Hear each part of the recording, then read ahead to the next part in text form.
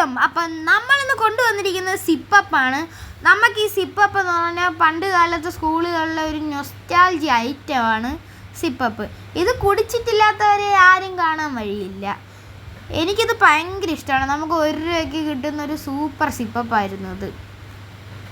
ഇപ്പോൾ എൻ്റെ സ്കൂളിൻ്റെ അടുത്തുള്ള കടയിൽ നിന്ന് എനിക്ക് അമ്മ എപ്പോഴും ഈ സിപ്പപ്പ് വാങ്ങിത്തരും. എനിക്ക് ഭയങ്കര ഇഷ്ടമാണിത്. നമുക്കൊന്ന് കുടിച്ചു നോക്കാം.